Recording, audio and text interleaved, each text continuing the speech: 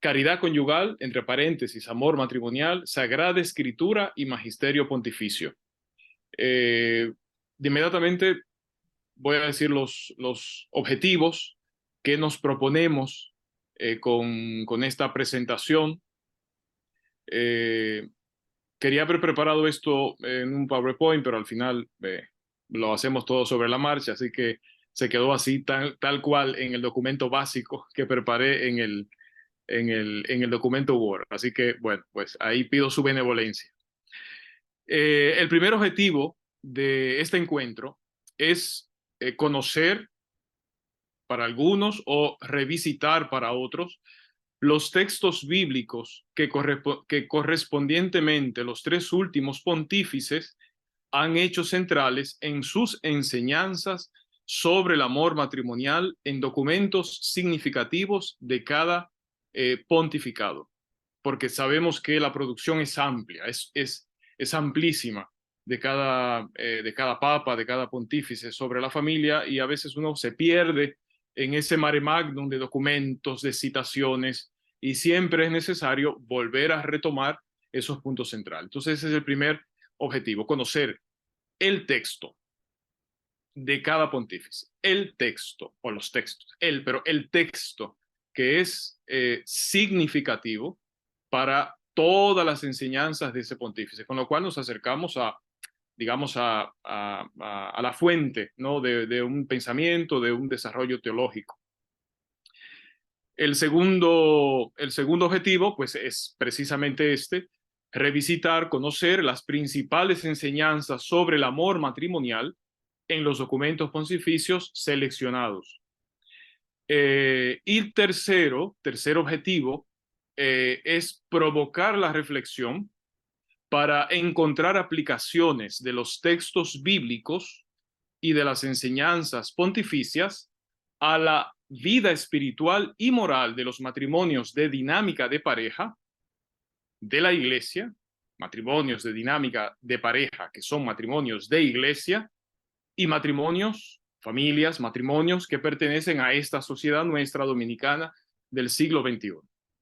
Dicho estos tres objetivos, ¿cómo lo vamos a hacer? Procedimiento muy sencillito para que tengamos una idea. Primero, los objetivos 1 y 2 lo dejamos al facilitador.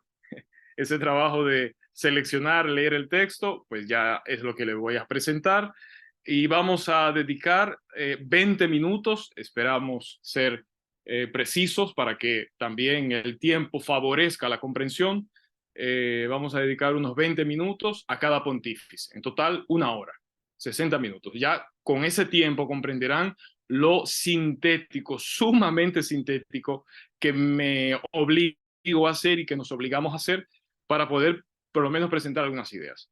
El objetivo 3, que es ese que decíamos de encontrar aplicaciones a partir de los textos bíblicos y de las ideas, pensar aplicaciones que podemos hacer como dinámicos, como matrimonio de iglesia, como matrimonio de esta sociedad dominicana, encontrar aplicaciones, y para ello vamos a dedicar al final también unos 20 minutos.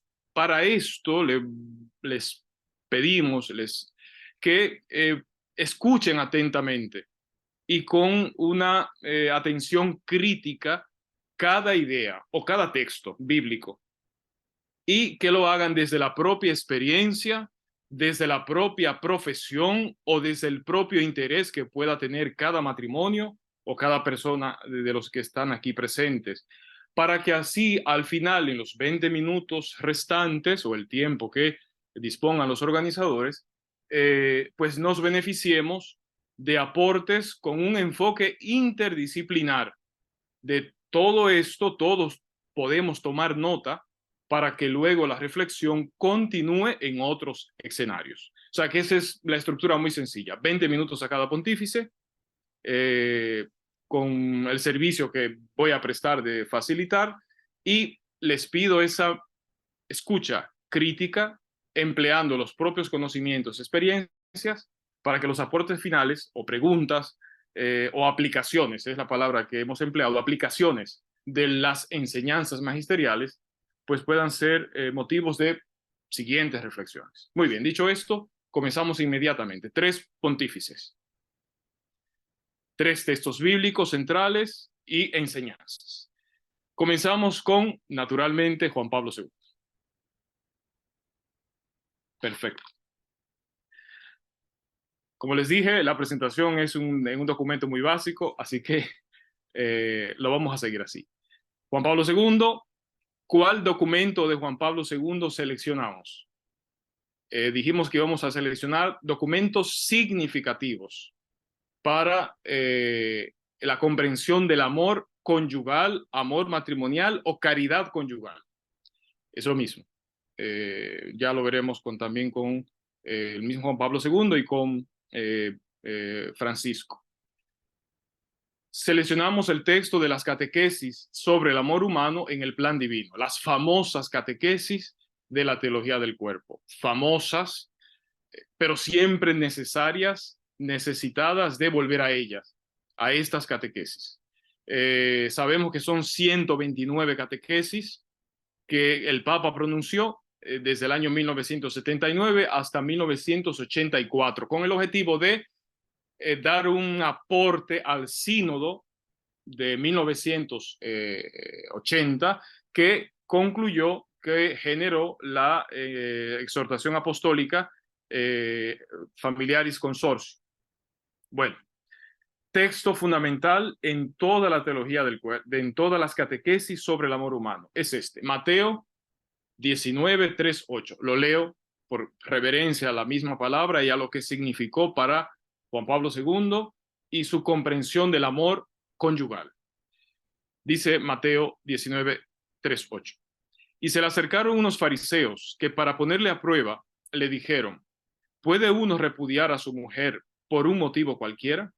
Él respondió: ¿no habéis leído que el Creador desde el principio los hizo varón y hembra?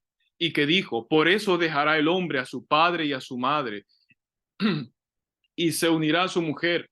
Aquí lo pongo más grande. Y los dos serán una sola carne, de manera que ya no son dos, sino una sola carne. Pues bien, lo que Dios unió, que no lo separe el hombre.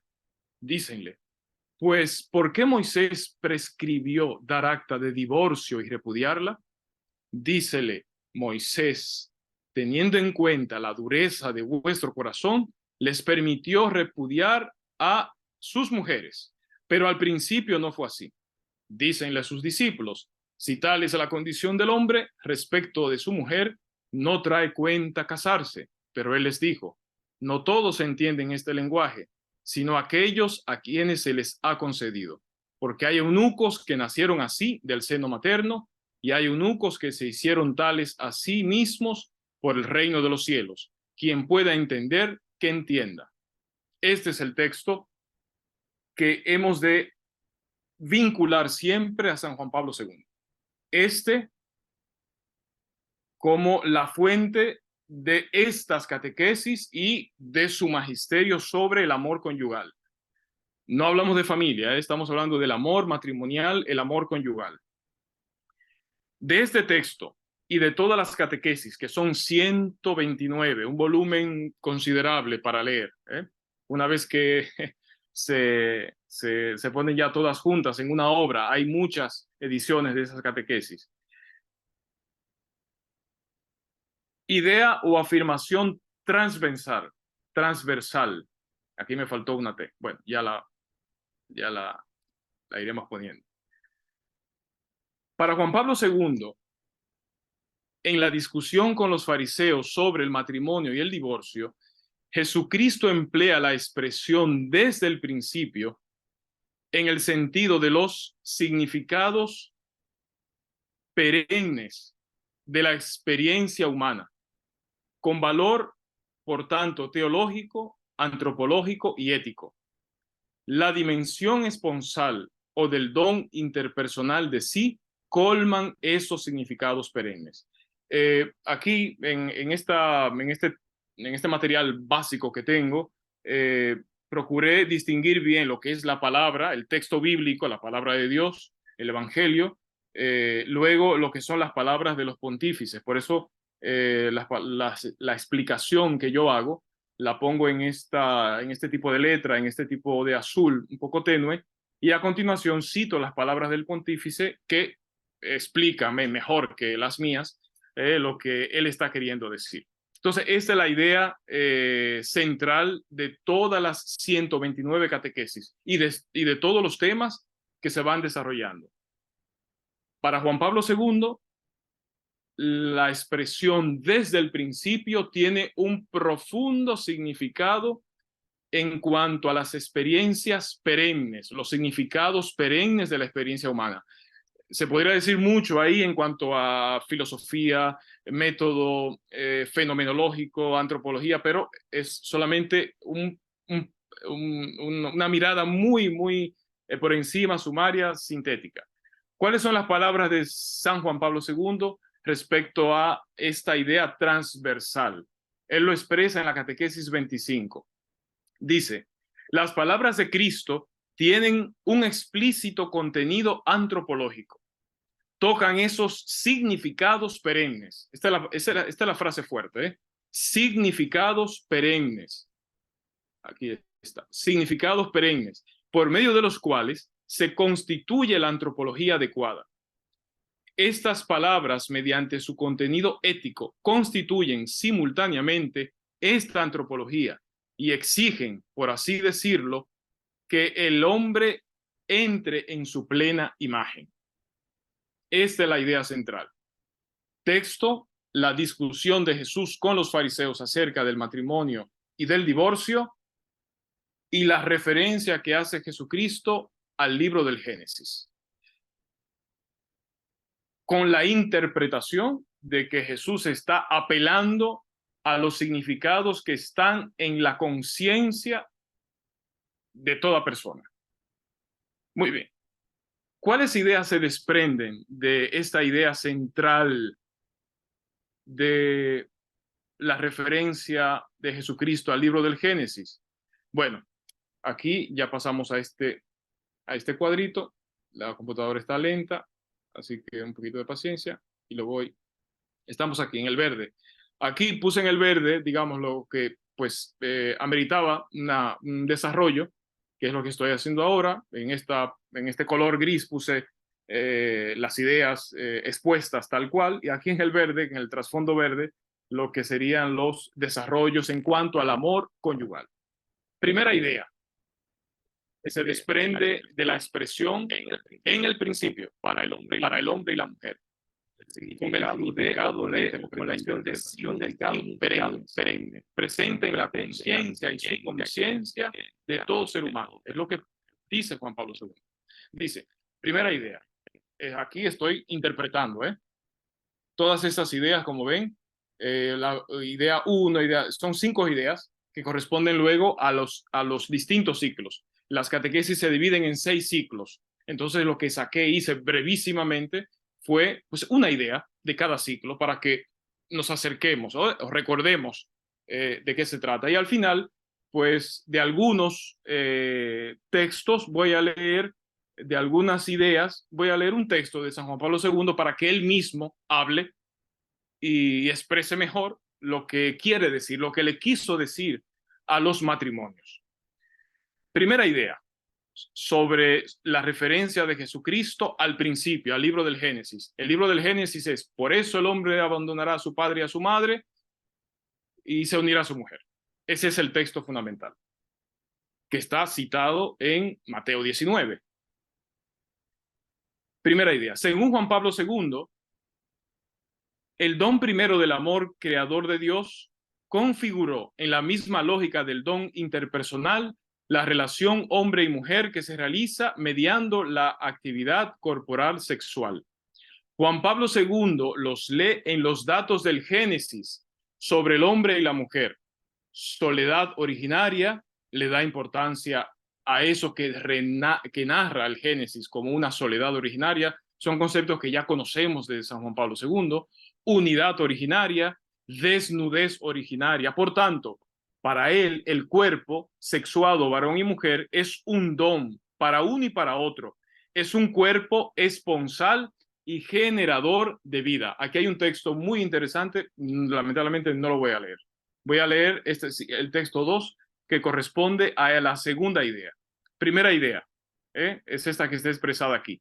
El don primero del amor creador de Dios configuró en la misma lógica del don interpersonal la relación hombre y mujer que se realiza mediante la actividad sexual. Por tanto, el cuerpo sexuado varón y mujer es un don para uno y otro, cuerpo esponsal, generador de vida. Segunda idea, importante, que resume todo un ciclo, que puede resumir todo un ciclo. Segundo, explica que la misión de Jesucristo no solo es hacer la indicación clarísima, meridiana, del plan de Dios sobre el amor conyugal, es decir, indicar aquellos significados perennes, desnudez, unidad, soledad, aquellos significados perennes por los cuales un amor conyugal es realmente humano, sino que su misión es sobre todo restablecer y perfeccionar la verdad del principio en la experiencia de todo amor, que de lo contrario, esa experiencia está debilitada por el pecado, padece de la dureza de corazón. Estamos hablando de la redención del corazón, es decir, de la redención del cuerpo por Jesucristo. Y aquí sí me van a permitir que lea un texto, el texto clave de San Juan Pablo II en sus catequesis sobre la redención del cuerpo. Esta catequesis se ha estudiado siempre como las catequesis de las tres tablas, la tabla o el tríptico de la creación, de la redención y de la resurrección de la carne. Voy a ir al texto, segundo texto, exacto. Este es el texto que no voy a leer, lamentablemente, pero voy a leer este. Atención a esto, ¿eh? Es uno de los textos, es largo, un poquito largo, pero reflexionemos, por favor. Dice Juan Pablo II sobre la redención del cuerpo. Catequesis 46. ¿Por qué las palabras del Sermón de la Montaña, a pesar de la convergencia de lo que dicen respecto al corazón humano, con lo que se expresa en la hermenéutica de los maestros de la sospecha, no puede considerarse como base de dicha hermenéutica o de otra análoga? ¿Y por qué constituyen ellas una expresión, una configuración de un etos totalmente diverso? Diverso no solamente del maniqueo, sino también del freudiano. Pienso que el conjunto de los análisis y reflexiones hechos hasta ahora da respuesta a esta interrogante. Resumiendo, se puede decir brevemente que las palabras de Cristo, según Mateo 5, 27, 28, no nos permiten detenernos en la acusación al corazón y ponerlo en un estado de sospecha, sino que deben ser entendidas e interpretadas como una llamada dirigida al corazón. No dije anteriormente que en esta segunda idea o en este segundo ciclo, lo que hace Juan Pablo II es relacionar el Sermón de la Montaña con el Génesis. Y sobre todo con el tema del corazón o del cuerpo. Y hablando de lo que ocurre en el corazón, ¿ven? Podemos decir en el corazón de la experiencia misma del amor conyugal, entonces refiere cómo otros etos o otras concepciones encierran el corazón. Por eso se refiere aquí a los maestros de la sospecha, porque dice, Nietzsche condenó el corazón humano a la trascendencia, quitándole su vinculación a lo inmanente, a lo inmediato, el superhombre, o Freud, que condenó el corazón, en la experiencia humana, el corazón, el cuerpo, la experiencia humana, el hombre, la persona en su integridad, lo condenó a la sexualidad, cerrándole todo otro horizonte de significado, absolutizando el tema de la sexualidad. O Marx, que también condenó, entonces, respecto a estos maestros que han absolutizado un elemento de la experiencia, sin integrar, entonces es que él dice, no, el etos de Cristo en el Sermón de la Montaña no es el de la condena del corazón. Sí, lo llama a capítulo porque dice, quien mira a una mujer en su corazón ya cometió adulterio. Ese es el texto que está comentando en este momento. Dice, pero es un etos que además interroga el corazón, lo pone en sospecha, lo cuestiona, pero le ofrece la libertad. Y aquí está la redención. Dice,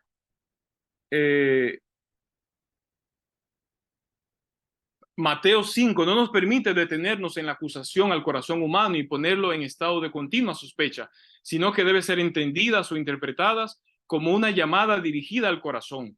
Esto deriva de la naturaleza del etos de la redención sobre el fundamento de este misterio, al que San Pablo define redención del cuerpo, sobre el fundamento de la realidad llamada redención y en consecuencia sobre el fundamento del etos de la redención del cuerpo. No podemos detenernos solamente en acusar al corazón humano, basándonos en el deseo y en la concupiscencia de la carne. El hombre no puede detenerse poniendo el corazón en estado de continua e irreversible sospecha a causa de las manifestaciones de la concupiscencia y de la carne, de la libido, que entre otras cosas, un psicoanalista pone de relieve mediante el análisis del subconsciente. La redención es una verdad, una realidad, en cuyo nombre debe sentirse llamado el hombre y llamado con eficacia.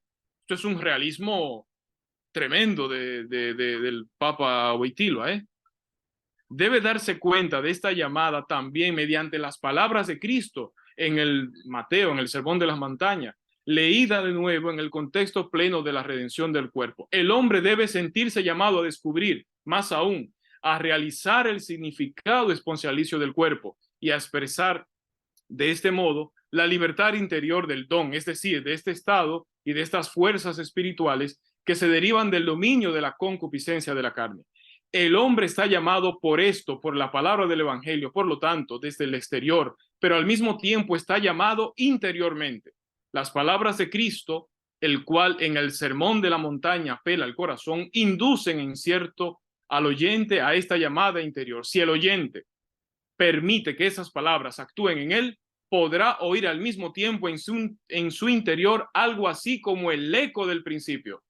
Las palabras de Cristo en la discusión con los fariseos que le dicen el principio no fue así. Dice, es la llamada de Cristo que hace descubrir en el corazón que es llamado a capítulo el eco de aquel principio. Está acudiendo a la experiencia profunda de la conciencia y de la subconsciencia en la experiencia humana, parte de la experiencia. Cristo confirió una vez más para recordar a sus oyentes que es el hombre. ¿Quién es el hombre? Perdón, ¿quién es la mujer? Y quiénes son recíprocamente el uno para el otro en la obra de la creación. Las palabras que Cristo pronunció en el Sermón de la Montaña no son una llamada lanzada al vacío, no van dirigidas al hombre totalmente comprometido en la concupiscencia de la carne, incapaz de buscar otra forma de relaciones recíprocas en el ámbito del atractivo perenne que acompaña la historia del hombre y de la mujer, precisamente desde el principio. Las palabras de Cristo dan testimonio de que la fuerza originaria, por tanto que también la gracia del misterio de la creación, se convierten para cada uno de ellos en fuerza, esto es gracia del misterio de la redención. Bueno, lo dejo ahí. El texto. Esto es un texto, ¿eh? Catequesis 46. Algunos que han participado, no sé si también entre los presentes estará la queridísima Sandra. Ayer estuvimos juntos, hablábamos, ella hizo su tesis sobre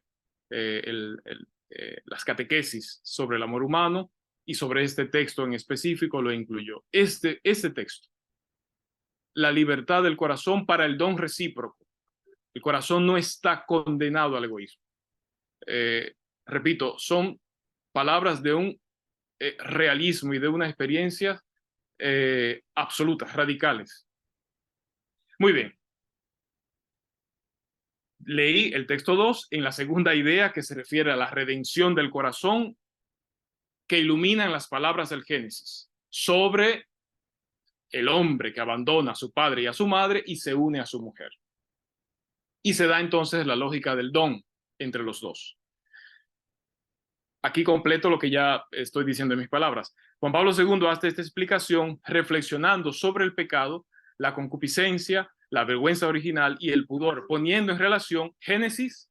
Entonces se le abrieron entre ambos los ojos y se dieron cuenta de que estaban desnudos y cosiendo hojas de higuera se hicieron unos ceñidores. Y lo relaciona con el Sermón de la Montaña, con las palabras que dicen, han oído que se dijo, no cometerás adulterio, pues yo te digo, todo el que mira a una mujer deseándola, ya cometió con ella en su corazón. El problema del corazón es el problema del cuerpo, en estas catequesis de San Juan Pablo II. Su punto de llegada, por tanto, es el fuerte anuncio del etos de la liberación. Es el texto que acabamos de leer, del etos de la liberación cristiana. Por ello brilla al final la virtud de la castidad. Esta sería la segunda idea desprendida del concepto significados perennes de la experiencia humana. Luego, la tercera idea es que esta realidad esponsal del amor, del corazón o del cuerpo, por eso se llama teología del cuerpo, estoy aquí, finaliza en la resurrección de la carne. Esta libertad para el don, hermenéutica del don, finaliza en la resurrección de la carne, que es la plenitud, el escatón de la redención del corazón. Espiritualización, entonces aquí se habla de la espiritualización y la divinización de la masculinidad y de la feminidad. A partir de estos tres momentos, creación, redención, resurrección de la carne, las catequesis continúan desarrollando la vida presente, es decir, analiza Juan Pablo II los estados de vida de la vida presente a la luz de la esponsalidad o del don interpersonal de sí. Entonces, la cuarta idea sería esta esponsalidad del amor humano en la virginidad, que no hacemos más referencia por cuestión de tiempo, y llega después en el quinto ciclo de catequesis o quinta idea que estamos considerando, recordando, que la esponsalidad del amor humano en el matrimonio cristiano sigue siendo literalmente, la esponsalidad del amor humano en el matrimonio cristiano. Entonces, Juan Pablo II, siguiendo literalmente a Pablo, se pone a San Pablo, que pone al Génesis en relación a Cristo. Juan Pablo II interpreta Efesios 5 a la luz del Génesis 2, iluminando la sacramentalidad del amor conyugal entre cristianos a la luz del sacramento esponsal de Cristo. El gran misterio es este, Sacramentum Magnum, gran misterio es este. Efesios 5, 22, 23, el texto que tanto nos gusta a todos, que tanto reflexionamos, que tanto elegimos para todo momento. Sed sumisos los unos a otros en el temor de Cristo, las mujeres a sus maridos, como al Señor, porque el marido es la cabeza de la iglesia, y continúa el texto hasta que dice al final, en el versículo 32, gran misterio es este. Lo digo respecto a Cristo y a la iglesia. En relación a esta idea de la esponsalidad del amor humano en el matrimonio cristiano, entonces concluye Juan Pablo II con una referencia a la liturgia matrimonial, aquí están los números de la catequesis, luego una referencia al enamoramiento, comentando el Cantar de los Cantares, y finalmente con la expresión sacramental orante del consenso matrimonial que encuentra en el libro de Tobías. Leamos este texto y con esto concluimos San Juan Pablo II. El texto de Efesios 5, iluminado totalmente por Génesis. Génesis 2, que fue lo que Cristo empleó en la discusión de los fariseos, que es el texto esencial, ese es el tema, el texto principal de San Juan Pablo II en su magisterio. Dice el texto 3, de Efesios, para que ustedes vean qué tono tan coherente con su pensamiento le da Juan Pablo II, y hay que decir coherentemente con lo que sabemos de este texto. Este es un poquito más breve que el otro. Dice Juan Pablo II, este es la catequesis 89. No puse aquí el número, pero está allí. Dice, el autor de la carta subraya de modo particular este amor al dirigirse a los maridos. Efectivamente escribe, y ustedes, los maridos, amen a sus mujeres. Y con esta manera de expresarse, destruye cualquier temor que hubiera podido suscitar, dada la sensibilidad nuestra contemporánea, la frase precedente, las casadas estén sujetas a sus maridos. Continúa el Papa, el amor excluye todo género de sumisión, en virtud de la cual la mujer se convertiría en sierva o esclava del marido, objeto de sumisión unilateral. El amor ciertamente hace que simultáneamente también el marido esté sujeto a la mujer y sometido en esto al Señor mismo, igual que la mujer al marido. La comunidad o unidad que deben formar por el matrimonio se realiza a través de una recíproca donación, que es también una mutua sumisión. Aquí está la clave importante. todas las catequesis están siendo interpretadas, o sea, todos los textos que utiliza Juan Pablo II están siendo interpretados a la luz de la lógica del don. Entonces, la palabra sumisión se entiende como don. Una recíproca donación es también una mutua sumisión. Cristo es fuente y a la vez modelo de esta sumisión que al ser recíproca en el temor de Cristo confiere a la unión conyugal un carácter profundo y maduro, múltiples factores de índole. Ok, muy bien, esta es la idea central. Volvamos aquí.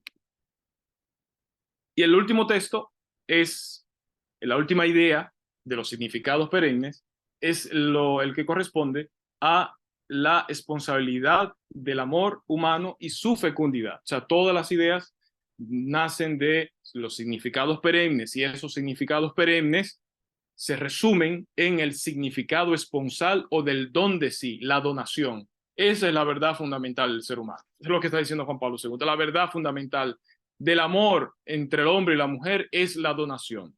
Y el cuerpo habla de esa donación. Y la heterosexualidad es esa aceptación de la donación. Como se puede pensar que la homosexualidad sería una no aceptación del hecho de la donación y muchísimas aplicaciones más. En el mundo entero hay furor por el tema de la teología del cuerpo de San Juan Pablo II porque permite muchos desarrollos, a nivel de psicología, a nivel de espiritualidad. Y por último, decía, la responsabilidad del amor humano y su fecundidad, es la última idea, confluye entonces en un punto de interés de San Juan Pablo II, que era dar un fundamento a la humana vitae. Esa es la gran intención de San Juan Pablo II con todo este texto de la catequesis del amor humano y de todo su magisterio sobre el matrimonio y sobre el amor conyugal. Fundamentar la humana vitae con aquella declaración de ilicitud de la pastilla anticonceptiva. Pablo VI declaró que era ilícito para un matrimonio católico, a la luz de la fe, el uso de los métodos artificiales o la pastilla anticonceptiva. Muy bien. Juan Pablo II le va a dar un fundamento que no lo da Pablo VI a todo eso que está dicho ahí en la Humanae Vitae de manera muy breve. Y eso significa una antropología amplia. Basta. Suficiente con Juan Pablo II. Muy bien. Muchas ideas, ¿eh? Yo sé que voy apresurado, pero aquí están los puntos de reflexión. En cuanto a matrimonio que pertenece a dinámica de pareja, alguna idea, la notan, la expresan luego. En cuanto a matrimonio, católicos de la iglesia, identificados como dinámicos, alguna reflexión. O en cuanto a matrimonios de la sociedad dominicana, alguna reflexión, suscitan, provocan estas ideas. Muy bien, Juan Pablo II. Nos tomamos un poquito más Juan Pablo II. Con Benedicto XVI vamos a ser un poco breve. Benedicto XVI. Texto de San Juan Pablo II, Mateo 19. Nos enamoramos de Mateo 19. Nos sumergimos en Mateo 19 intentando extraer lo que extrajo Juan Pablo II. Ahora Benedicto XVI toma un texto. Benedicto XVI escribe en Deo Caritas Es en el 2006 y en Sacramentum Caritatis 2007. Tiene un texto, Juan 4:16. Y nosotros hemos conocido el amor que Dios nos tiene y hemos creído en él. Dios es amor. Y quien permanece en el amor, permanece en Dios y Dios en él. Este es el texto de Benedicto XVI. ¿Cuál es la idea transversal en todo el documento de Deus Caritas Est? No solamente para el matrimonio, el amor conyugal, sino para el amor divino. Es este. Hay una relación. Estoy leyendo aquí. Hay relación intrínseca entre el amor de Dios al hombre y la realidad del amor humano. Estas son palabras del propio pontífice. ¿Cuáles ideas se desprenden de esta idea transversal o dónde, cómo toman cuerpo? Muy bien. Primera idea, afirmaciones sobre el amor divino y sobre el amor humano en esta analogía que plantea Benedicto XVI. El amor humano tiene su arquetipo en el amor entre el hombre y la mujer, en el cual interviene inseparablemente el cuerpo y el alma, y en el que se le abre al ser humano una promesa de felicidad que parece irresistible. La primera afirmación es esta. Hay muchos amores. Estoy en este documento de Deus Caritas, esto que les propongo es una lectura muy oblicua de mi parte. O sea, quizás no se encuentren así las ideas porque estuve rastreando el amor humano, el amor matrimonial, y no es un tema que él trate de por sí, pero se extraen las ideas. Entonces, dice la primera idea que cuando analiza los muchos tipos de amores, quien ha leído de Caritas estará recordando estas ideas, por eso lo estamos revisitando. El arquetipo de todo amor humano, del amor al trabajo, del amor entre amigos, del amor de la madre al hijo, del hijo al padre, del amor del abuelo. El arquetipo es el amor entre un hombre y una mujer, con la mediación del intercambio de la actividad sexual. Ese es el prototipo de amor. Entonces, a partir de esa idea, Benedicto XVI dice, pues en la antigua Grecia, estoy aquí ya, en la antigua Grecia, este amor se llamaba Eros, el amor entre un hombre y una mujer, ese amor que es el arquetipo de todo amor. Eros como o con o en el ejercicio de la actividad sexual que eleva a los amantes al propio éxtasis, al arrobamiento, al arrebatamiento, al éxtasis, al divino, al eterno. Luego, sigue explicando el Papa, lo explico yo con mis palabras, la propia constitución del ser humano, compuesto de cuerpo y alma, invalida que solo el instinto pueda llevar al éxtasis, porque cuando se pone el énfasis en el eros, es un análisis extenso que hace el Papa, muy importante sobre el tema del eros y de esta concepción griega de la antigua Grecia sobre el amor del hombre y la mujer, se ponía todo en el instinto. Entonces luego a continuación aclara esto, la propia constitución del ser humano, compuesto de alma y cuerpo, invalida que solo el instinto deforma el éxtasis. El éxtasis es mucho más que el instinto. Luego sigue su desarrollo Benedicto XVI y presenta ya el arquetipo de todo amor, que es el amor entre un hombre y una mujer, en la Sagrada Escritura. Primero la cultura griega antigua y luego pues el arquetipo en la Sagrada Escritura que combina eros y ágape. Dice, la Sagrada Escritura y la tradición de la Iglesia comprendieron el amor conyugal combinando los términos eros, autosatisfacción, y ágape, donación exclusiva y eterna, sacrificio de sí al otro.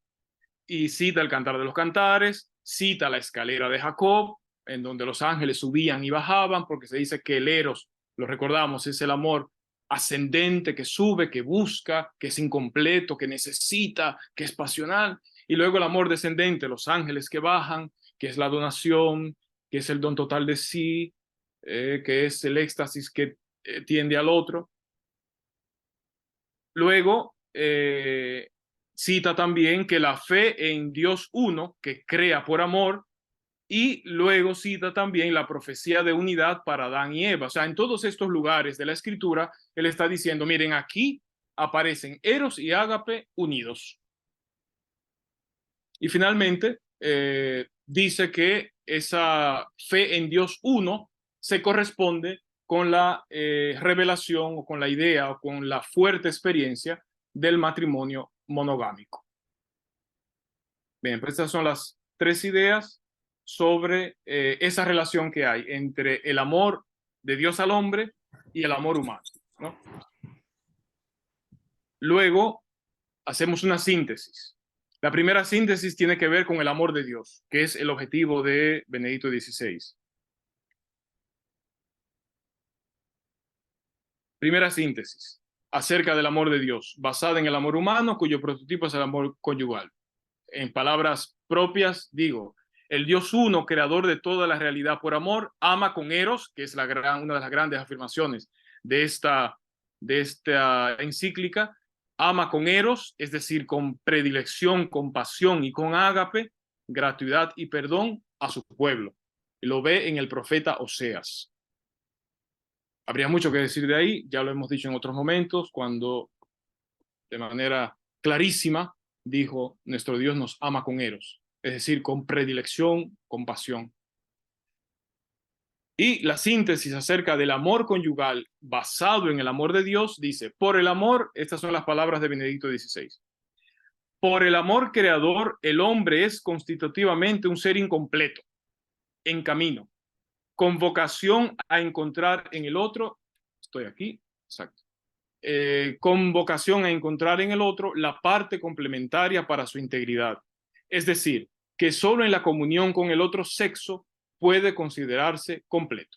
A la base de esta afirmación, sobre como una síntesis sobre el amor humano basado en el amor divino, a la base de esta afirmación está el que el hombre, la persona ontológicamente, es el destinatario del eros y del ágape divino, del amor divino, en sus dos movimientos complementarios, manifestaciones. Moralmente, el eros y el ágape del hombre se realizan en el matrimonio. Es la profecía de Génesis 2, por eso abandonará el hombre a su padre y a su madre, y se unirá a su mujer, y los dos serán una sola carne. Gran síntesis de esta analogía entre amor humano y amor divino. El matrimonio basado en un amor exclusivo y definitivo se convierte en el icono de la relación de Dios con su pueblo, y viceversa. El modo de amar de Dios se convierte en la medida del amor humano. Lo repito, el matrimonio basado en un amor exclusivo y definitivo se convierte en el icono de la relación de Dios con su pueblo, y viceversa. El modo de amar de Dios se convierte en la medida del amor humano. Esas son las palabras de Benedicto XVI en Deo Caritas es 11. Es la gran síntesis de esa analogía entre ambos amores. Y la última aplicación, en el caso de Deo Caritas es Jesucristo como el amor de Dios encarnado. Hasta ahora ha estado hablando en la historia de la salvación hasta el Antiguo Testamento. Llegamos aquí entonces a Jesucristo. Y ya lo resumo todo con mis palabras. Bueno, aquí hay una cita de Benedicto XVI. Dice: en Jesucristo el amor de Dios, es decir, el actuar de Dios, eros y ágape, adquiere un realismo dramático inaudito. Eros y ágape divino se contemplan en la cruz y en la resurrección de Jesucristo. En este momento, Dios está buscando y salvando al hombre.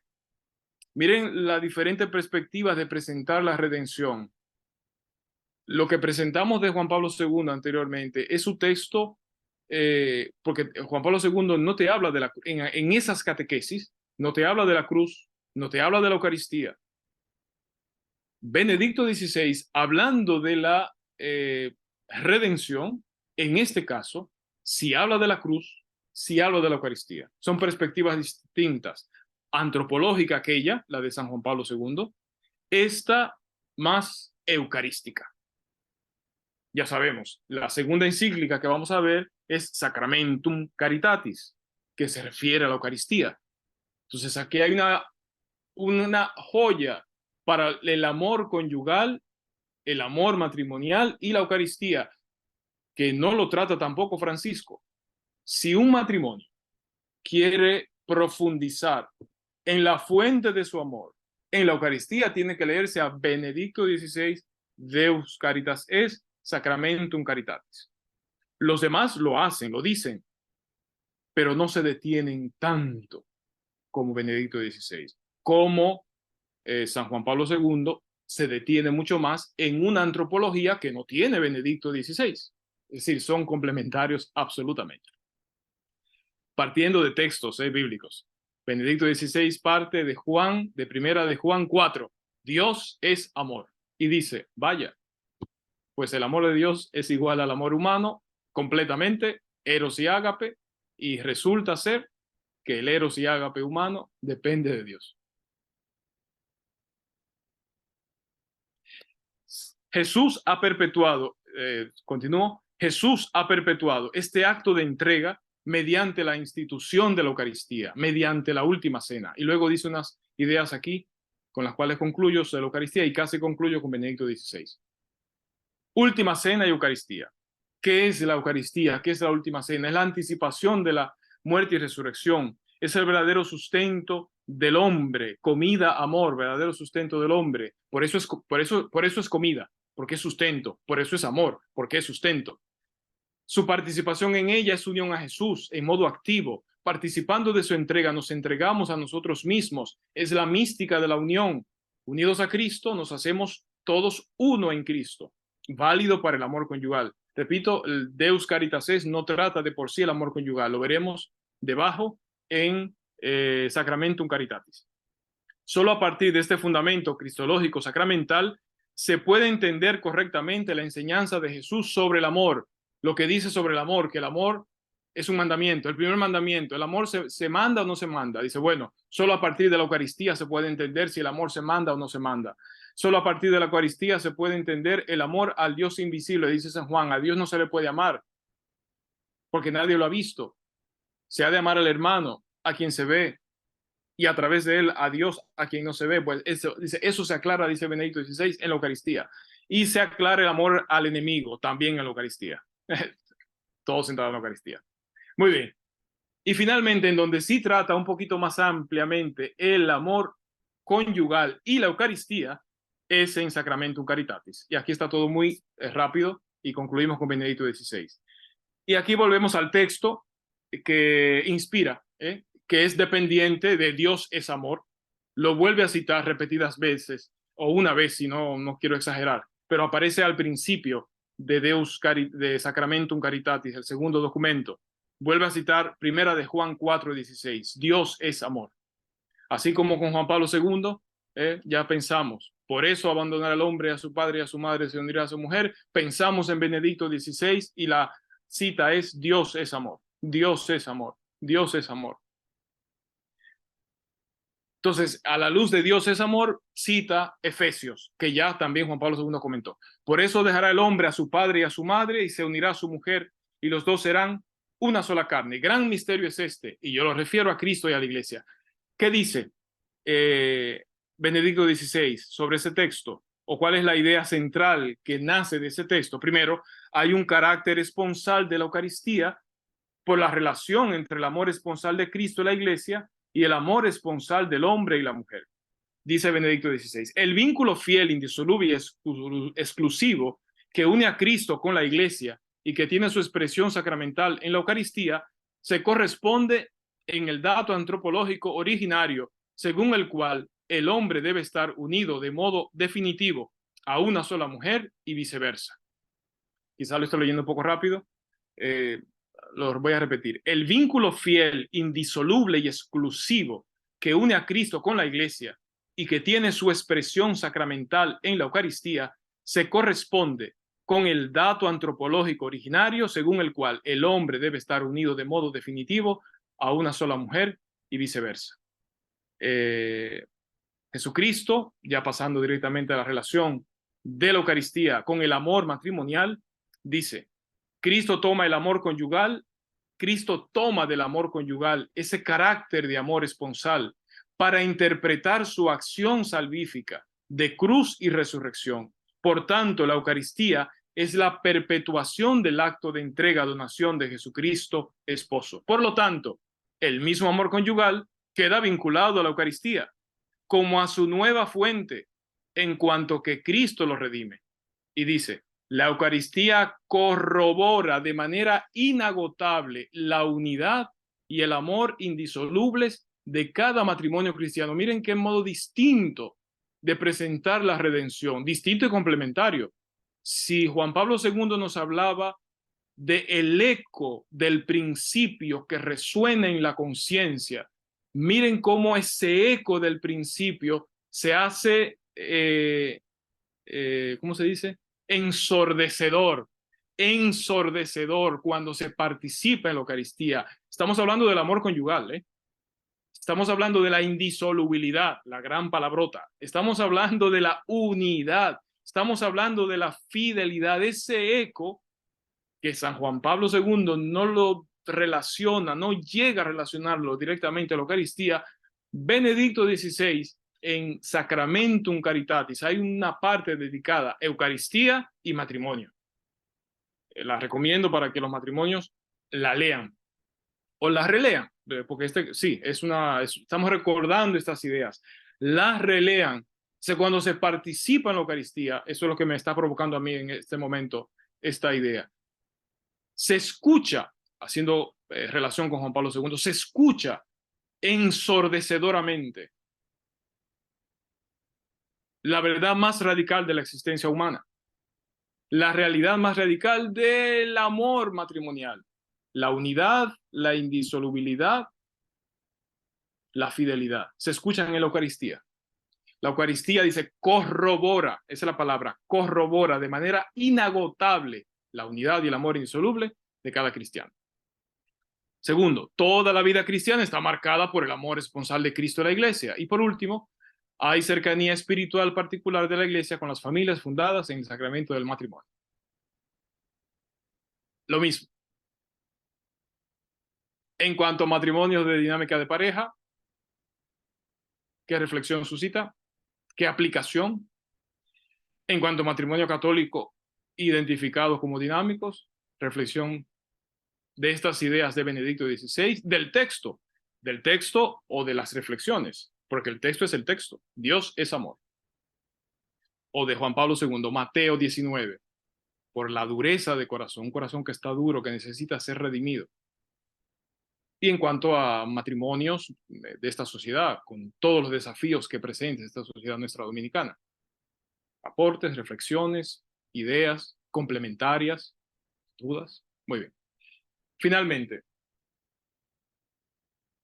creo que con el tiempo me pasé un poquito con Benedicto, con Juan Pablo II, pero aquí recuperamos un poco y terminaremos a tiempo.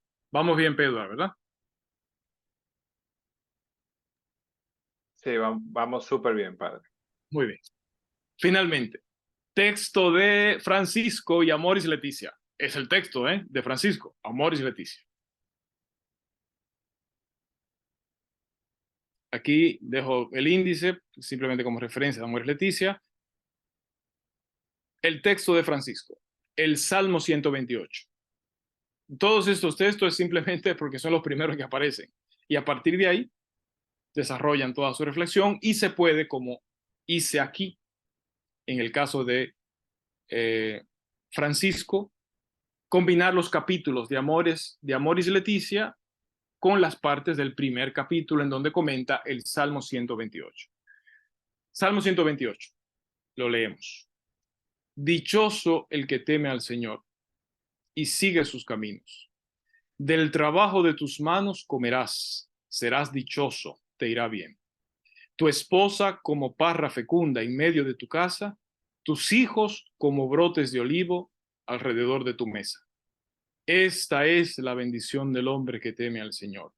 Que el Señor te bendiga desde Sión, que veas la prosperidad de Jerusalén todos los días de tu vida, que veas los hijos de tus hijos, paz a Israel. Idea fundamental. A raíz de este salmo, aquí están las palabras del propio Papa Francisco. La relación fecunda de la pareja, fíjense que tiene aquí tus hijos como brotes de olivo, ¿no? Renuevos de olivo. La relación fecunda de la pareja se vuelve una imagen para descubrir y describir el misterio de Dios, fundamental en la visión cristiana de la Trinidad que contempla en Dios al Padre, al Hijo y al Espíritu de amor. El Dios Trinidad es comunión de amor y la familia es su reflejo viviente. Fecundidad sería la palabra para el Papa Francisco. Fecundidad de la familia, crecimiento de la fecundidad, crecimiento de la alegría del amor, crecimiento, crecimiento. Y aquí ya el enfoque es pastoral. Fundamentalmente pastoral por esto del crecimiento de la alegría en el amor, crecimiento de la fecundidad, progresión, tiempos, paciencia, cultivo. De hecho, si se fijan, los textos seleccionados hablan mucho de los pontífices.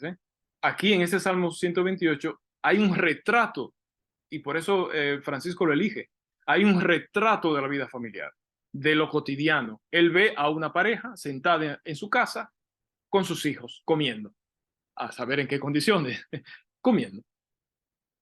Esa es la idea fuerte que tiene, tal cual lo describe el Salmo 28. Benedicto XVI se fue a la gran revelación, a la comprensión última del misterio cristiano, se fue al dogma. Dios es amor. No hay mayor afirmación en toda la Sagrada Escritura que esa. No hay una más grande que esa. Dios es amor. Juan Pablo II se fue a, eh, a una discusión, a una polémica, a una aclaración, a una necesidad. Se fue a la antropología para descubrir en el Génesis, que también es dogmática, verdades de la experiencia, o sea, experiencia. Se fue a la experiencia. Juan Pablo II se fue a la experiencia y le sirve, por eso abandonará el ojo padre a su madre. Muy bien. Entonces, idea de Francisco, fecundidad. Ideas que le dan cuerpo a esta idea transversal. Es una lectura que humildemente hice de Amoris Laetitia, releí Amoris Laetitia, y eso es una lectura guiada por el Salmo 128. Es la tercera vez, cuarta vez que leo Amoris Laetitia. No la había leído desde el texto fundamental que guía toda la reflexión. Y fue para mí maravilloso, realmente. Como dicen muchos matrimonios que conozco, es un texto vivo, hay que decirlo. Así como se le ha dicho de Amoris Laetitia que tiene muchas plumas, que hay muchos autores, y se reconoce que hay muchos autores, eso lo hace un texto vivo, en cuanto dinámico. También se le puede criticar de manera negativa esa heterogeneidad, pero en este caso, desde el punto de vista de el texto bíblico que lo estructura, me resultó una lectura deliciosa. Muy bien, entonces, primera idea, fecundidad del vínculo de amor de la pareja para la misma pareja. Estamos hablando de la fecundidad. Tus hijos como renuevos de olivo, fecundidad. La idea que le nace al Papa Francisco de este salmo, de este texto. Fecundidad del vínculo de amor de la pareja para la misma pareja. Es la primera idea. Y aquí habla del amor conyugal y de la caridad conyugal. Por eso bueno, lo diré luego. Y aquí dice el Papa, es el encuentro con un rostro, con un tú, que refleja el amor divino y es el comienzo de la fortuna, de la ayuda semejante. En esta fecundidad del vínculo para la pareja misma, se puede analizar el vínculo sacramental como un don, y ese es el capítulo 3 de Amoris Laetitia, que resume toda la doctrina de la Iglesia sobre el amor conyugal y sobre la familia. Y Francisco añade, pero atención que siempre será un don. Y hablando de ese vínculo sacramental, se puede también argumentar sobre la naturaleza del amor, cosa que hace Francisco, el Papa Francisco, en el capítulo 4, amor matrimonial, que es lo que muy detalladamente, un poquito más, vamos a desarrollar aquí en toda la parte que está en verde, que son las zonas que dediqué a desarrollar. Las siguientes ideas las digo simplemente muy por encima y no leo los textos. Siguiente idea de la fecundidad, tus hijos como renuevos de olivo alrededor de tu mesa. La fecundidad del vínculo de amor de la pareja en los hijos y en los demás. Ahí eso se corresponde con, no leo el texto, pero se corresponde con el capítulo 4 de Amoris Laetitia. Quinto, perdón, aquí está. Siguiente idea, fecundidad del vínculo de amor de la pareja que atraviesa los caminos del dolor causados por el mal y por el pecado. No obstante, el dolor y el pecado, incluso en esas situaciones, hay fecundidad. Hermoso esta afirmación que se puede, desde la cual se puede leer los capítulos sextos de Amoris Laetitia, séptimo y octavo. Siguiente idea, estoy leyendo aquí en la zona gris. fecundidad del vínculo, del amor de la pareja expresado en el trabajo humano que beneficia a la propia familia y la propia sociedad. Esta parte no tiene correspondencia con los capítulos de Amor y Leticia, pero es una idea que aparece por aquí y por allí. Y quinto, fecundidad del vínculo de amor de la pareja expresada en una moral y en una espiritualidad de ternura. Y esto lo podemos ver reflejado en el último capítulo de Amor y Leticia, en su invitación a una espiritualidad familiar y matrimonial. Pues pasemos a lo que nos interesa, que es el vínculo matrimonial, el amor conyugal, y esto nos manda al capítulo cuarto. Debo confesar que hasta esta lectura que estamos haciendo juntos, que ustedes me invitaron a hacer y que ahora yo estoy compartiendo, yo tenía más o menos la idea de que el gran texto de Amoris Leticia era el himno a la caridad, Primera de Corintios 13, los que hemos leído y releído, pues gozamos de este capítulo. Pues no, no es tan, sí, es claro, es la caridad, es esencial, pero la clave para entender el himno de la caridad es este Salmo 128. Es el primer texto que aparece en Amor y Leticia. Ese es el texto. Cuando se habla entonces de la fecundidad del vínculo para la propia pareja, para el propio matrimonio, lo que hay que decir primero en Amor y Leticia es la gran novedad.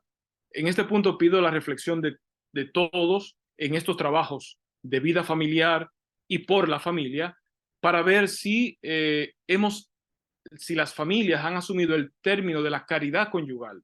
Quizás sí, quizás no. Tengo dudas al respecto, por eso sería interesante después ver, porque lo voy a leer.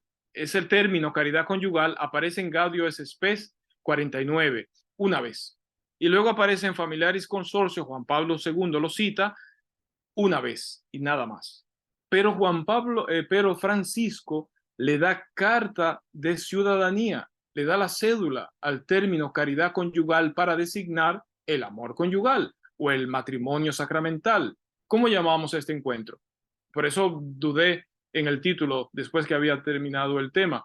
¿Cómo le llamamos? ¿Amor matrimonial? Sí, perfecto. Pero es que hay un nuevo término, se llama caridad conyugal. Por eso está el himno de la caridad.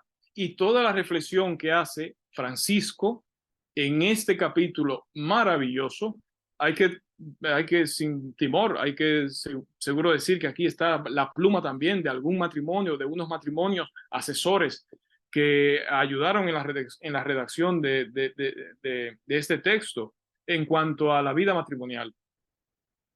Caridad conyugal. Así podríamos entonces, como una conclusión, llamar al encuentro. Caridad conyugal, Sagrada Escritura y Magisterio. Lo define. Nadie había definido la caridad conyugal como lo hace Francisco. Juan Pablo II sí la había definido. Dice Juan Pablo II, el amor conyugal alcanza de este modo, estoy leyendo aquí, en Familiaris Consorcio 13. El amor conyugal alcanza de este modo la plenitud a la que está ordenado interiormente, la caridad conyugal. Amor pleno, sacramental, el amor sacramental. El amor pleno se llama caridad conyugal, que es el modo propio y específico con el que los esposos participan y están llamados a vivir la misma caridad de Cristo. Y en esta ocasión, Francisco amplía, da un fundamento a esta definición. Primero, lo que hace Francisco en este capítulo es citar San Pablo y citar el himno a la caridad. Todos hemos disfrutado de esas páginas leyéndolas, porque son hermosas, pero lo que hace es presentar la caridad. Lo que hace realmente todavía más valioso el texto es lo que hace Francisco en la segunda parte de este capítulo cuarto, que es el capítulo central de Amor y Leticia, junto al capítulo quinto. Nos detenemos solamente en el cuarto, pues es el que habla de la caridad conyugal o del amor entre los esposos. Dice, el himno de San Pablo, estoy aquí, Francisco con Santo Tomás de Aquino. Francisco con San Pablo cita la caridad. Y con Santo Tomás de Aquino da la definición de la caridad conyugal.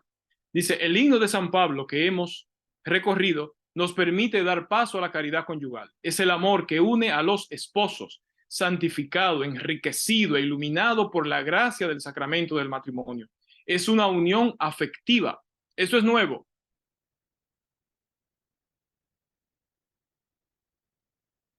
Es absolutamente nuevo. es una unión afectiva aplicado al amor matrimonial. O sea, es nuevo en la doctrina del magisterio, no es nuevo en la experiencia, es nuevo que aparezca en la doctrina del magisterio.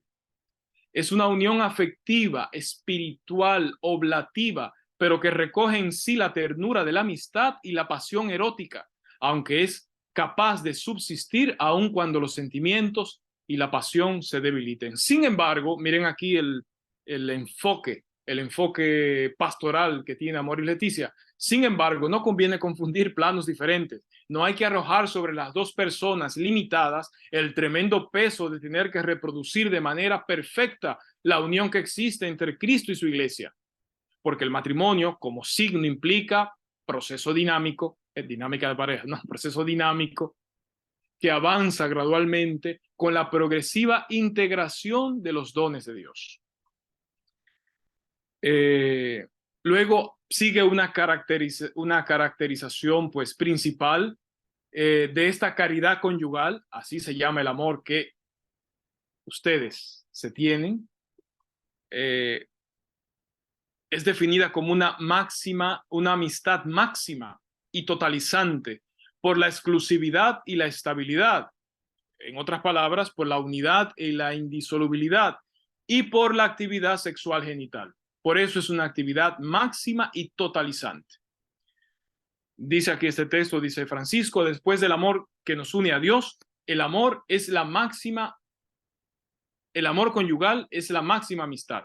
Es una unión que tiene todas las características de una buena amistad: búsqueda del bien del otro, reciprocidad, intimidad, ternura, estabilidad y una semejanza entre los amigos que se va construyendo con la vida compartida. Pero el matrimonio agrega a todo ello una exclusividad indisoluble que se expresa en el proyecto estable de compartir y construir juntos toda la existencia.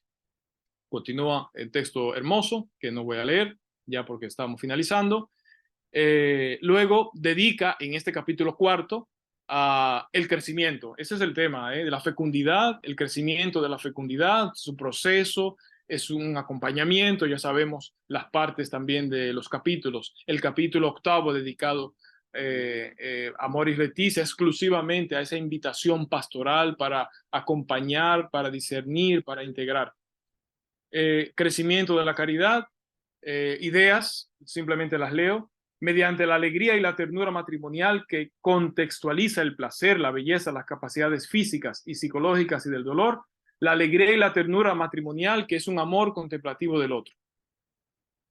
Finalmente, entre estos elementos del crecimiento de la caridad conyugal, llega la parte del diálogo y creo que honestamente ahí me voy a parar, voy a concluir. La parte del diálogo. Primero hay un señalamiento: el diálogo hace crecer la caridad conyugal. Francisco hace un señalamiento diciendo que el diálogo es una forma privilegiada e indispensable de vivir y madurar el amor en la vida matrimonial y familiar. Y luego tiene el diálogo unas exigencias y unas claves. A: tiempo de calidad para escuchar con paciencia y atención para que el otro exprese todo. B: desarrollar, esto lo dice Francisco, estoy citando: desarrollar el hábito de dar importancia real al otro, de tratar de valorar su persona, de reconocer que tiene derecho a existir, a pensar de manera autónoma y a ser feliz. C: amplitud mental para poder modificar y completar las propias opiniones. D: tener gestos de preocupación por el otro y demostraciones de afecto. Y E: riqueza interior para tener algo que decir. El último punto es la dimensión pasional de la caridad, y aquí en toda esta parte pues es útil todo lo que ya dijo Benedicto XVI sobre el eros. De hecho, lo cita de nuevo cita de nuevo él cita a Benedicto XVI y cita también a Juan Pablo II en el tema de lo que hablamos de la sumisión como don, porque en el tema del erotismo él habla de un perfecto erotismo, que hay en la caridad conyugal. Aquí está el texto, que ya no lo leo, diciendo también del peligro del erotismo cuando termina en sumisión y en maltratos. O sea que todos esos temas también los aborda. Entonces, queridos, yo ya termino aquí.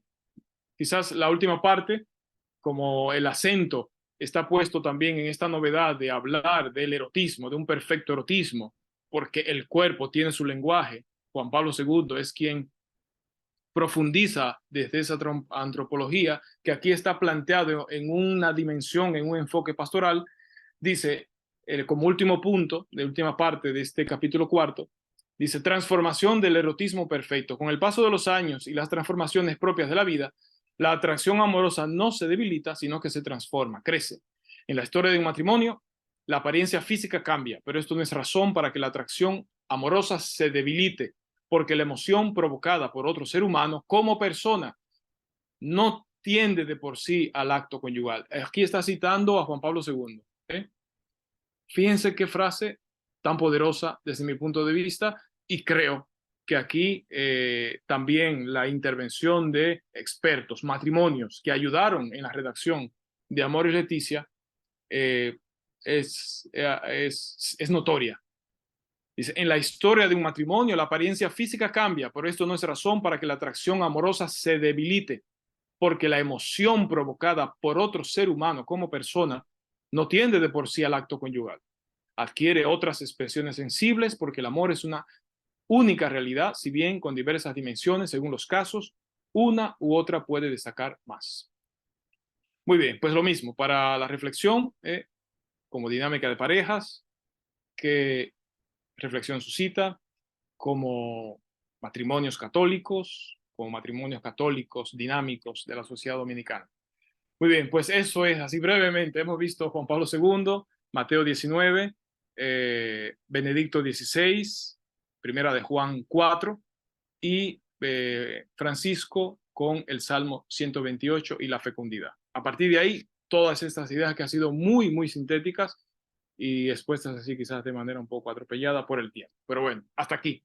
Me pasé con 8 minutos, creo, o 10 minutos.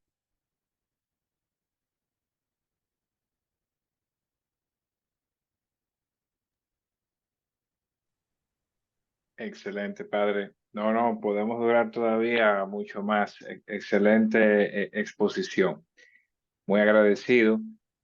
Vamos a dejar entonces ahora un espacio para algunas preguntas. Hemos estado comentando por el chat para que por favor, si hay alguna pregunta, algún comentario, algún aporte, se pueda hacer, ya sea por el chat o levantando la mano para entonces abrir el micrófono a quien vaya a participar.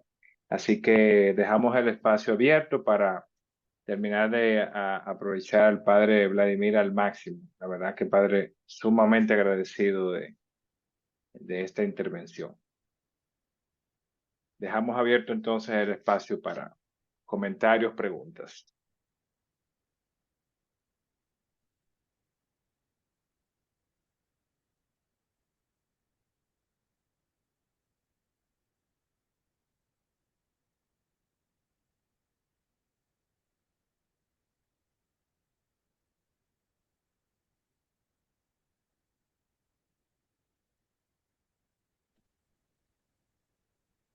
Bueno, yo quiero darle las gracias al padre Vladimir, padre Miguel Ten de este lado y Josefina. Miguel, Eh, un cuando dije abrazo fuerte. cuando dije que no quería mencionar, era pensando en ustedes, en ti, Josefina. Claro que sí. Gracias, gracias. De verdad que ha sido algo maravilloso. Esto yo creo que ha sido un ensayo para nosotros, para luego en una próxima ocasión, que no sea muy tarde, llevar este escenario a un auditorio más grande, donde más familias puedan tener de verdad esta orientación y esta dinámica que se ha presentado esta noche y compartir con usted de manera presencial. Mire, yo entendí hoy claro lo que es el verdadero amor que se demuestra que Jesús tiene al ser humano y que se conjuga básicamente cuando ya tú te comprometes con tu pareja en el matrimonio, que es algo sagrado y que se respeta. Y tú lo dijiste ahorita. Y qué bueno que uno vaya entendiendo esa parte, porque ahí se va conectando lo que es primero el amor que Dios te tiene y que tú tienes que tener con tu pareja. Luego se demuestra y se confirma con lo fecundo cuando vienen los hijos a través de ese amor que Dios te ha dado. De manera que eso fue lo que más me ha impactado y de verdad que que hay que continuar trabajando. Nos llama a continuar trabajando esta noche. Muchas gracias, Padre, y espero verlo pronto. Gracias, Miguel, gracias. Gracias, Miguel. Por el chat, padre, nos comentan que hay que profundizar en el verdadero amor en la pareja para nosotros y los dinámicos. Hacer un taller con más tiempo. Así que, padre, ya hay un nuevo compromiso. Sí, yo también lo creo, porque ganar claridad, volver sobre estos temas, además cuando están, o sea, no es que hoy está un pontífice y ya todo lo que dijo, pues hay que olvidarlo, eh, sino que en esta hermenéutica de la continuidad vemos la complementariedad de ambas, de todos los desarrollos para, como decía muy bien Miguel, edificar a los matrimonios en un amor cuando es perfecto. Fíjense cómo esa pregunta, si esto lo convertimos en pregunta, Benedicto XVI no tendría ningún reparo en responder que el amor de los esposos se hace perfecto en la Eucaristía. Se hace perfecto en la participación de la Eucaristía, en la participación dominical.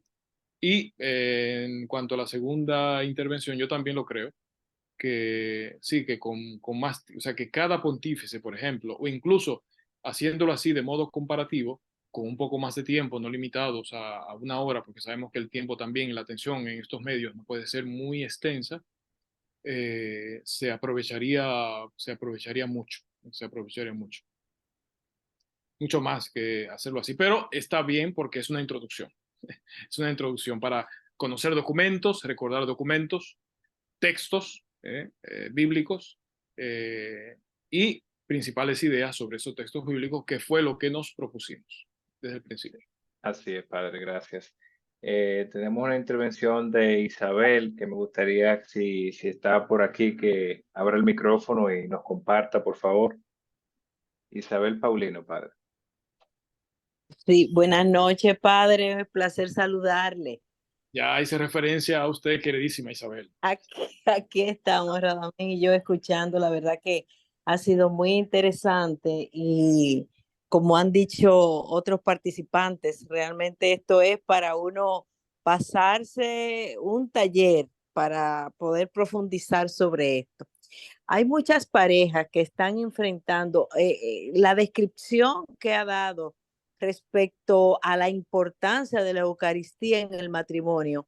De verdad que es mucho, fue bastante fácil y entendible por qué debemos de seguir recalcando que verdaderamente las parejas puedan consagrarse. Pero hay muchas parejas que encuentran muchas dificultades y obstáculos. ¿Qué debemos hacer como iglesia para seguir motivando y que las cosas se viabilicen y que puedan consagrarse las parejas? Bueno, ahí gracias Isabel por la pregunta, que es muy atinada. Tanto Juan Pablo II también como sobre todo Amoris Leticia ya trató el tema, en el sentido de que hay situaciones en que ya se sabe por situaciones particulares, hay matrimonios que desearían acercarse ya a la comunión sacramental, pero no lo pueden hacer. Entonces, se presenta, se vuelve a repetir la doctrina, si bien el impulso pastoral de Francisco, pues, fue más atrevido, si se puede decir de esa manera, sin negar la doctrina, metiendo a los pastores también en la necesidad de pensar las cosas para que ningún matrimonio se sienta matrimonio católico, personas de fe se sientan privados del alimento de la Eucaristía, sea espiritual, sea sacramental. Pero en este contexto nuestro, ¿qué podemos hacer? Pues todos podemos crecer en la conciencia de la centralidad de la Eucaristía y de la misma comunión eclesial para la vida del matrimonio. Y eso lo pueden hacer tantos los que están en un proceso de crecimiento, porque nadie ha llegado. Pero en este caso, un proceso de crecimiento tendente también a la comunión sacramental. Entonces, sí, definitivamente por las situaciones se ven que hay unas condiciones objetivas que por el momento la impiden, pues creo que no sería contraproducente crecer en la conciencia de la importancia y la centralidad que tiene la Eucaristía, también en otras manifestaciones de la comunión espiritual, del servicio. En fin, esa es la, la doctrina, está clarísima y no se ha cambiado. Gracias, Ok. Padre.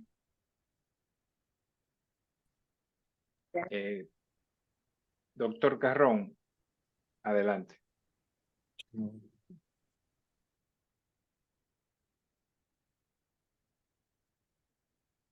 Perfecto. Parece que se abrió el micrófono. Adelante. Bien, por el chat, Padre, nos comentan, Padre Tomás, muchas gracias, excelente charla. Me encantó ver los comentarios y unificación de nuestros papas en cuanto al amor conyugal. De igual manera, nos comenta María Virgilia, el amor de Dios es infinito y los regala a la pareja. Para mí, el reto es que los dos miembros de la pareja lo comprendamos y valoremos por igual. Tenemos bendiciones también desde la parroquia Claret, así que muchas intervenciones por el chat también. Si alguien se anima más, puede abrir el micrófono oportunamente, por favor. Juan Olivares. Sí, gracias, Padre, de verdad que muy interesante este resumen de cada una de esas exhortaciones de cada uno de esos papas, porque realmente uno mismo no se pone a leer cada una de esas exhortaciones. Importante que yo veo es cómo llevar eh, esta información quizás a los matrimonios, no a los matrimonios jóvenes, sino a los que van a casarse, porque muchas veces yo lo siento así, la preparación matrimonial sigue siendo, yo la veo un tanto deficiente, como para que las parejas entiendan antes de casarse que realmente a qué es que van al matrimonio. O sea, no es a ver si nos entendemos y si no dejamos esto, que normalmente ese es el mensaje que uno escucha de mucha gente, ¿no? Yo me casé, pero si esto no funciona, se deja. Y realmente es algo que tal vez se puede llevar a la iglesia en esas reuniones que se hacen para las parejas llegar al matrimonio.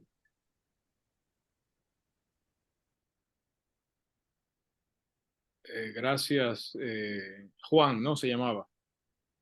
Se llama. Gracias, sí, bueno, Efectivamente.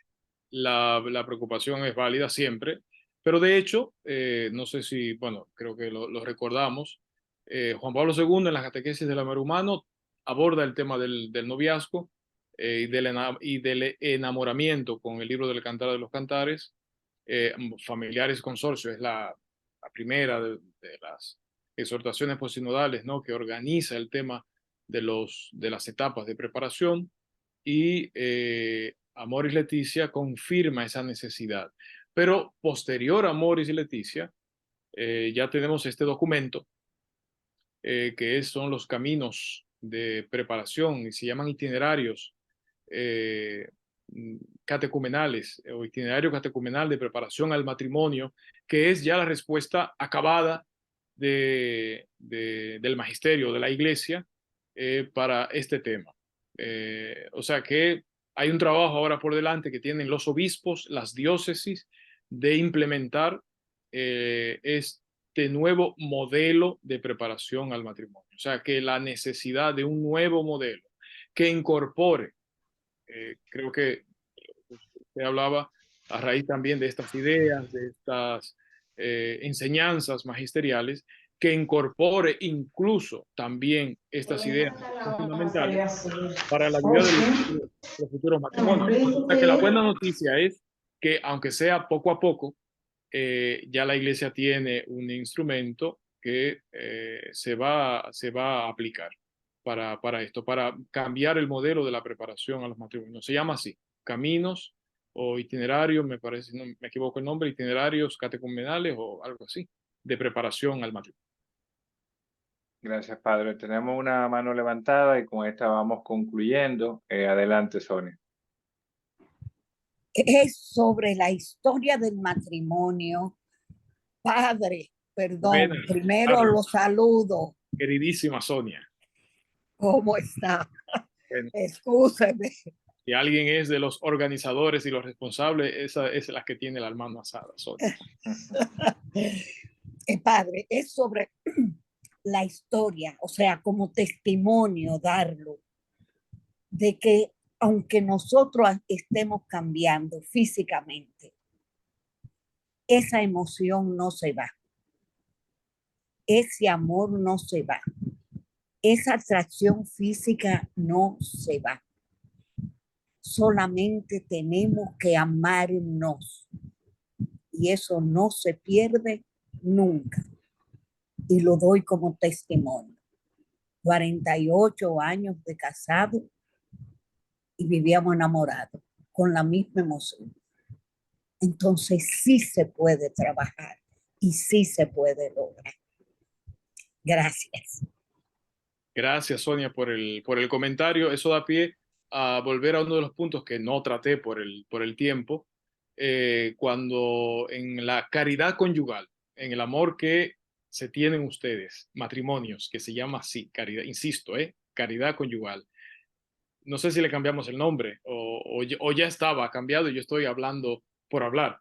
En esa caridad conyugal de ustedes, matrimonios, en fin, de los matrimonios, el tema de la educación de la emoción, que fue que no lo traté, pero está ahí en el texto, en el capítulo 4 de Amoris Laetitia, una parte muy, muy importante. Y concluyendo con lo que decía, con lo que refiere el capítulo 4 sobre Juan Pablo II, citando que la verdadera emoción siempre se va a suscitar por la persona en sí misma, no por sus atractivos físicos o sus condiciones psicológicas o otras condiciones motoras, físicas o de contexto, sino por la persona misma. O sea, es una emoción educada. Entonces, dedica un tema a la educación de la emoción. Y es un tema que hay que tratarlo, ciertamente. O sea, que qué bueno, que da testimonio, gracias Sonia, pero es lo que quiero resaltar, es que eso se entiende desde una educación para eso. Se ha sido educado, se logra esa educación. Es la gran libertad del ser humano. Gracias, padre. Tenemos otra mano levantada. Isabel, adelante. Hola, padre Vladimir. Radamegro le habla. ¿Cómo está? Queridísimo. Qué Bien, alegría. bendecido por el Señor siempre. Amén, amén. Según lo que decía mi hermana Sonia, estoy de acuerdo que el matrimonio, al transcurrir los años, se transforma y madura. Esto es un dato que debemos resaltar por esa caridad conyugal. O sea, esto así porque después de la pandemia, como usted sabrá, el mundo cambió de una forma tal que todos los que estamos en nuestro matrimonio fue una bendición del Señor porque hemos trabajado para eso y para ayudar a parejas que tienen problemas también. O sea que nada, es cuanto. Gracias, gracias, Radamés. Sí, es un desafío y qué bueno que das testimonio de eso, del desafío actual a nivel de educación y a nivel también de estos medios para que la caridad conyugal que se está viviendo, o sea, que ustedes, por gracia de Dios, viven y dan testimonio de ella, sea también pensada, porque estos temas mientras más se piensan, más se profundizan, más se arraigan en nosotros y por lo tanto con más convencimiento se puede dar testimonio de ello. En medio de los desafíos, que era lo que decías, Radames. Muchos desafíos, muchos. Perfecto, padre. Bueno, pues ya sí, con esta vamos a concluir. Hay una pregunta súper interesante, padre, por el chat, y es la siguiente. Una pregunta de los anticonceptivos y las parejas jóvenes, aunque se casen por la iglesia y evitan los hijos. ¿Cómo lo maneja la iglesia? Textualmente leo la pregunta. Una pregunta, sí. No, en la Humana Vitae y los documentos posteriores, la apertura generosa a la vida y la espaciamiento, regulación de los nacimientos por situaciones graves, pues ya sabemos que la Iglesia pues indica, recomienda los métodos naturales del reconocimiento de la fertilidad. Entonces, eso no ha variado, esa es la doctrina, que se corresponde, entonces, por eso lo de San Juan Pablo II, se corresponde con una hermenéutica del don, con una lógica del don, con un significado esponsal del cuerpo, con un saber leer el cuerpo, porque cuando haciendo, digamos, uso de la fundamentación que da San Juan Pablo II al tema de la ilicitud de los métodos anticonceptivos, lo que el Papa está pidiendo o indicando es jóvenes, matrimonios, conozcan su cuerpo. El mismo cuerpo les dice a nivel de fertilidad, de reacciones, les dice lo que conviene. O sea, y parte de la preparación al matrimonio ha de ser ese reconocimiento de la fertilidad, de los procesos biológicos que tiene la pareja. Claro, lo más fácil es tomarse la pastilla.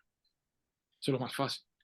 Ahora, reconocer el cuerpo, eso es una labor hasta cierto punto paciente, titánica. Eso exige que el matrimonio se ponga de acuerdo. A veces los periodos son irregulares, a veces hay cambios de hormonas. Eso es exige accessis, donación de sí, respeto de tiempo. Ahí todo está metido. Por eso la virtud de la castidad. Entonces, esa es la fundamentación. El cuerpo tiene un lenguaje, hay que saber. Muchas gracias, Padre, por su respuesta. Bueno, con esta sí de verdad concluimos. Agradecer nuevamente al Padre Vladimir por acompañarnos en esta sesión y como quedó en la atmósfera, digamos, dejamos abierta la posibilidad de tener un encuentro, obviamente, en otra dimensión. Muy bien, muy Muchas bien. gracias, Padre. Y no queremos dejar desaprovechar el escenario para también invitarlos a todos el próximo sábado 28 de octubre a celebrar nuestro 41 aniversario. Vamos a tener la charla de familias de hoy y sus retos. Vamos a tener como invitado el reverendo Padre Catalino Tejada. Así que lo invitamos a todos, lo esperamos a todos por allá a partir de las 3 de la tarde. Pueden ver esta información tanto en Instagram como en la página web. Y motivar también para el día 2 de diciembre nuestro aguinaldo navideño, que ya estamos en celebración también casi de fin de año, Padre. Así que los esperamos a todos por el Club Los Prados. Ya las boletas están circulando y bueno, aprovechar para hacer esos dos anuncios antes de despedirnos. Así que, Padre, muchas gracias, feliz noche Gracias a y ustedes. bendiciones. Muy bien. Bueno, Bueno, buenas pues noches para todos. hasta la próxima.